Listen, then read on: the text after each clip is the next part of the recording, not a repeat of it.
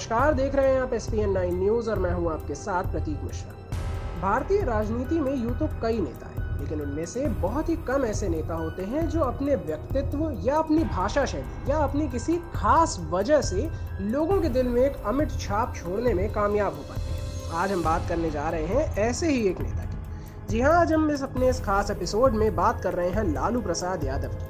लालू प्रसाद यादव का जन्म 11 जून 1948 को बिहार के गोपालगंज जिले के फुलवरिया गांव में एक यादव परिवार में हुआ था। उन्हें बचपन से ही दूध और दही खाने का बहुत शौक था।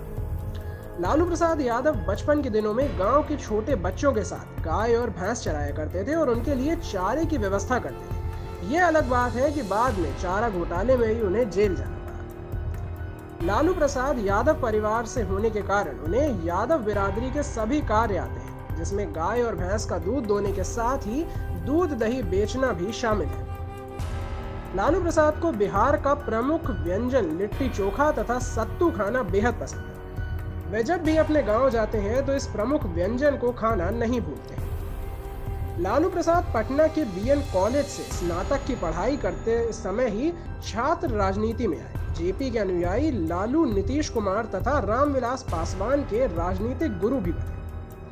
2003 में बिहार के कुछ हिस्सों में आई बाढ़ के बाद राजद प्रमुख लालू प्रसाद का कहना था कि इतना पानी तो मेरी पाड़ी एक बार में पी जाती है। पाड़ी का अर्थात भैंस का बच्चा। उन्होंने केंद्र सरकार द्वारा बाढ़ पर पूछी गई जानकारी के जवाब में यह कहा था। लालू प्रसाद अपने भाषण में देहाती भाषा के शब्दों का प्रयोग बहुत ही ज्यादा करते हैं। देश तथा विदेशों में भी उनके इस तरह के बोलने के स्टाइल पर लोग फिदा हैं। लोग इन्हें राजनीति का बहुत बड़ा कॉमेडियन भी मानते हैं।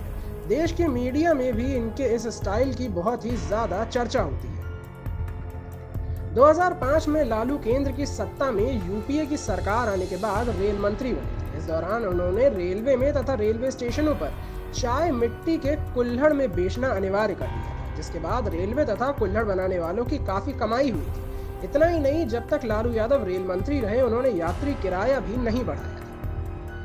लालू यादव तब भी सुर्खियों में आए जब उन्होंने कहा था कि वे बिहार की सड़कों को फिल्म अभिनेत्री हेमा मालिनी के गानों जैसी बना देंगे। उन्होंने एक चुनावी सभा में कहा था कि सभी यादवों के घर में एक गाय और भैंस होगी और जब भी मैं यहाँ आऊंगा तो आप मुझे दूध और दही खिलाना। देश में एक बहुत ही प्रचलित कहावत है जो 2002 में आई थी, जिसमें कहा गया था कि जब तक रहेगा समोसे में आलू तब तक रहेगा बिहार में लालू।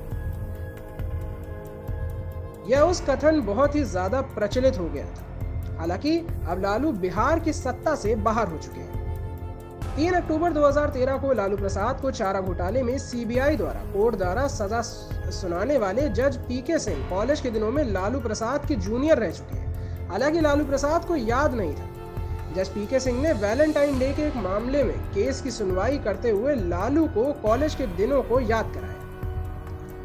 सन 2000 में जब बिहार से झारखंड राज्य अलग हो रहा था, तब लालू प्रसाद ने कहा था कि झारखंड राज्य मेरी मौत के बाद ही बनेगा। उनके इस बयान के कुछ दिनों बाद ही झारखंड राज्य अलग हो गया था और आज उनके केस का फैसला झारखंड में ही हुआ है और वह झारखंड की जेल में ही अपनी पूरी सजा भी काट रहे हैं। तो दोस्तों, ये थी